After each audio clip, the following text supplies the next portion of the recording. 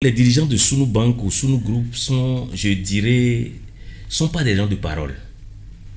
Parce que nous nous sommes transportés jusqu'à la direction du travail et on a contesté le motif qu'ils ont évoqué et ils n'ont jamais accepté qu'on conteste ce motif. C'est-à-dire le motif économique. Et le motif économique. Parce que nous savons que c'est un pillage. C'est un système installé pour piller la banque. Pourquoi vous dites que c'est un pillage? C'est un pillage parce que, je peux donner un exemple, il y a un crédit en souffrance de 1,3 milliard au Niger, d'un compatriote du DG, par exemple. Et le monsieur a scellé là-bas pour payer, il est persécuté pour payer les 1,3 milliard. Le DG, puisqu'on est compatriote, moi je vais rapatrier ce crédit d'1,3 milliard, je te donne, et après, tu payes ici. Sachant très bien que la personne n'a pas la capacité de payer. On rapatrie ce crédit, par exemple, ici. Sunu Bank débloque 1,3 milliard pour payer le crédit là-bas, rapatrie la dette ici. Et de surcroît, on accorde une traite avalisée de 2 milliards à la même personne, à ce même compatriote, alors que le directeur général n'a pas le pouvoir d'excéder 50 millions d'accords de crédit. Voyez-vous? Ensuite, ils accordent encore un traite de 400 millions à la même personne que eux-mêmes ils sont allés à Tapamé empocher pour distribuer, pour se partager entre eux. Et le crédit est resté impayé.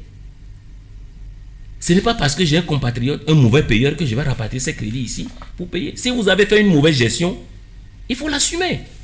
Ce n'est pas le personnel qui devait payer le prix. Et c'est ce qui se passe dans presque toutes les banques de la place actuellement.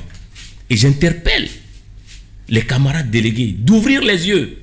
Et c'est quand ils ont su que les délégués sont vigilants ici, qu'ils sont allés même jusqu'à licencier le secrétaire général de ces banques, le secrétaire général d'une institution. Et je ne crois pas aujourd'hui que nous sommes prêts à baisser les bras. Nous ne sommes pas prêts de baisser les bras. Et nous avons approché les autorités qui nous ont appelés, mais ils ne se sont pas montrés de bonne foi. Ce qui fait que le dialogue là s'est avorté. Mais justement parce que nous savons que tout récemment, il y a le ministre de la fonction publique qui a pris en main votre dossier et il devait y avoir même une négociation ou du moins une médiation entre les deux parties. Mais finalement, qu'est-ce que ça a donné cette négociation? Oui, cette négociation n'a rien donné. D'autant plus que nous respectons les autorités. Ils nous appellent même dimanche, on est chez eux pour discuter. On les respectait. Mais Sunu Bank s'en foutait. Il ne fait qu'à sa tête. Il continue, le ministre de l'économie a interdit d'envoyer des lettres de licenciement par le biais des huissiers chez les gens à la maison ou de l'adresser au personnel. Mais ils s'en foutaient. Ils ont engagé des huissiers qui sont allés même persécuter les gens jusqu'à chez eux. Donner la lettre de licenciement aux enfants des employés. Vous imaginez? Je n'ai pas signé un contrat de travail avec mon enfant ou bien avec un huissier. Il va falloir me l'envoyer par ce biais. Le ministre a dit non, cessez de faire ça. Oh, il s'en foutait, il continue. La dernière fois, quand nous sommes levés de la table de négociation, qu'est-ce qui s'est passé? On était là, en train de discuter avec les ministres, quand on a eu une alerte qu'ils sont en train de défoncer le bureau du secrétaire général de ces banques. Et c'est quoi le motif? On ne sait pas. On ne sait pas. Et le ministre a dit non, appelez-les, dis-leur de ne pas faire ça. Mais ils ont insisté, ils ont fait. C'est des gens qui traitent nos ministres de petits ministres et qui se permettent de faire ce qui leur passe par la tête. Ils s'en foutaient de nos autorités. Alors on dit non, d'accord. Si on a un arbitre qui devait nous aider à pouvoir nous comprendre et que vous ne respectez pas, de toute façon, ce n'est pas nous qui allons rester à la table pour parler. Nous allons nous retirer et ils vont nous faire face. C'est pourquoi j'interpelle ici tous les camarades d'être prêts, de se tenir en alerte. Nous les appellerons incessamment pour une réunion qui va nous permettre de voir beaucoup de choses et puis surtout clair. On a été respecté dans cette procédure de licenciement. Lorsqu'il y a licenciement pour motif économique, nous le disons tantôt, c'est parce que s'il y a licenciement pour motif économique, nous comprenons que la structure qui licencie est complètement à terre. C'est-à-dire qu'il n'y a plus d'activité. Et en ce moment-là, on dit qu'il y a licenciement pour motif économique. Soit c'est un retrait d'agrément, soit c'est une administration provisoire qui se réinstalle. Maintenant, à propos d'une administration provisoire, on ne licencie pas. on donne des directives précises au nouveau directeur qui est là. Il y a, comment dirais-je là, un cahier de charge qui lui est transmis. Ok, voici la nouvelle donne, la norme sur laquelle tu vas fonctionner. Mais je crois bien que c'est comme ça. Maintenant, on licencie pour motif économique. Quels sont les droits même? C'est des droits élémentaires qu'on est en train de payer parce que nous nous sommes dit, bon, le gouvernement a demandé qu'il n'y ait pas de licenciement. S'il n'y a pas de licenciement, donc cela veut dire que les camarades doivent être sur le lieu du travail. Alors, quand vous parlez alors de droits élémentaires, oui, concrètement, c'est quoi? Je vais arriver là.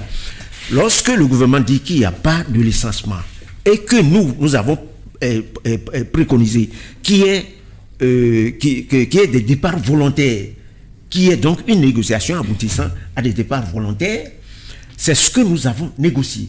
Donc, jusqu'à ce que mon camarade disait tout à l'heure, que nous avons continué les négociations avec les ministres, qu'est-ce qu'on a obtenu? On n'a rien obtenu. C'est en ce moment-là qu'il continuait à faire de sa guise.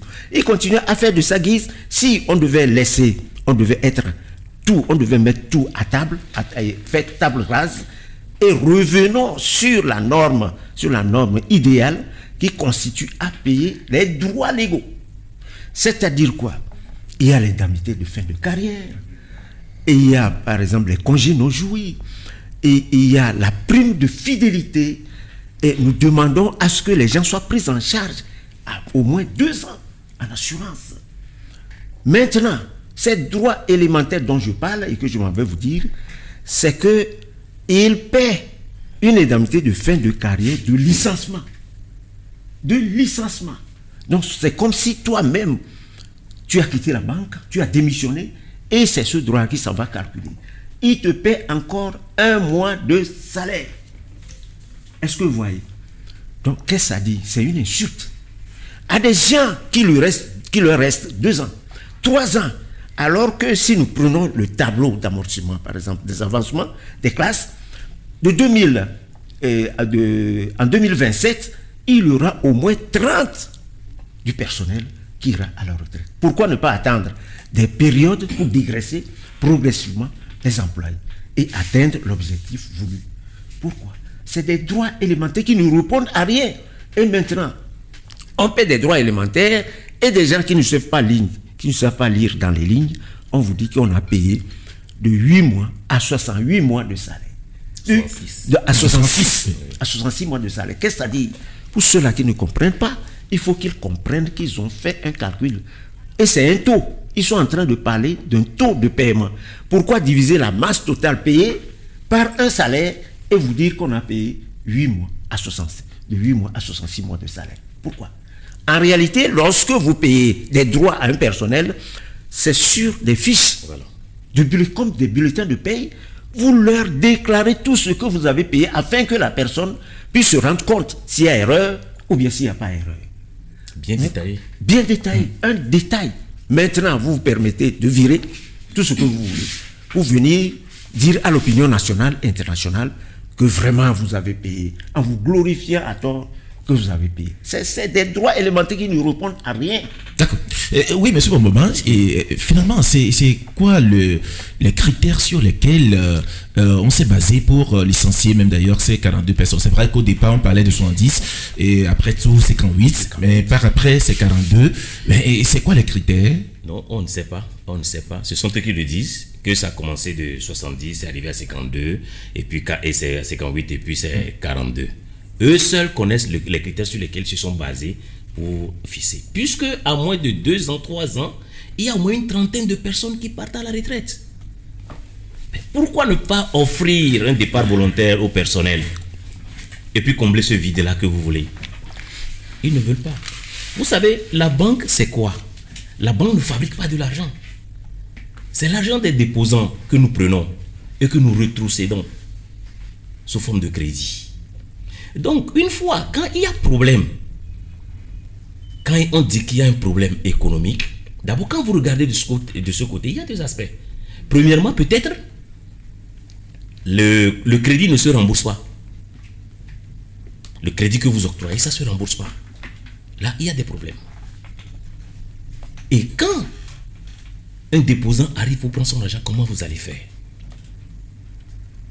Parce que quand vous distribuez le crédit, n'importe comment, et sans garantie, sans assurance, je vais vous donner un exemple. On nous dit par exemple que l'État sénégalais a besoin d'argent. Et on a envoyé 12 milliards au Sénégal. 12 milliards ôtés de leur capital qu'ils disent qu'ils ont amené, qu'ils ont généré sur place. 12 milliards, vous dites? 12 milliards. Ils n'ont même pas, ça dit que ce n'est pas qu'ils ont amené l'argent, ils ont généré le capital là, ici. Ils sont 12 milliards envoyés au Sénégal. L'État sénégalais, on ne sait pas si c'est lui qui est le particulier ou le compte du particulier sur lequel l'argent a atterri. L'argent a atterri sur un compte de particulier. 12 milliards et aujourd'hui, c'est en souffrance. La commission bancaire demande de provisionner. Encore pire, quelqu'un qui a une société unipersonnelle d'un capital de 1 million a eu assez un crédit de 11 milliards à son banque. Donc moi je trouve que les difficultés ne se passent pas au niveau du personnel. Parce que quand il parle de critères, on est quitté de 70, arrivé à 50 quoi et à 42. Moi, je suis désolé de leur dire que peut-être qu'ils ne font pas très bien leur travail. Que les Togolais sont plus intelligents. Je vais le dire comme ça. Les Togolais sont plus intelligents. Ils sont capables de diriger cette banque. Je ne sais pas combien ils ont amené, combien ils ont dilapidé. Sur nos banques avait traduit un des DG au tribunal. Comme quoi il a fait un mauvais crédit de 8 milliards. C'est son banque et son groupe. Hein. Aujourd'hui même, ils ont fait un mauvais crédit de 28 milliards. Qu'est-ce qu'il faut faire? Et avant de venir, les gens ont fait des traites avalisées qui ont eu des difficultés. Sounou a exigé qu'on renvoie ces personnes-là avant qu'ils ne font apport de leur capital. Et on a renvoyé ces gens-là. Aujourd'hui, eux-mêmes, ils font des traites avalisées de plus de 4, 5, 6 milliards. Et ceux qui ont fait ça sont toujours là, sans procédure judiciaire, sans sanction. Comment on peut apprécier ça? C'est le personnel? D'accord. Oui, M. Domikou. Oui. Merci, M. Pascal. À ce niveau, je peux ajouter que nos frères, les 42, sont déjà intègres.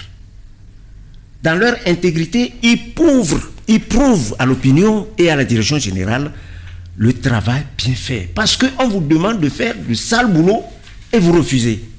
On vous demande par exemple de faire une étude sur un crédit de 1 milliard à apporter, à donner à quelqu'un et vous refusez que le risque est mauvais. Alors on vous met en attendant, on vous met en veilleuse en attendant le jour de votre licenciement.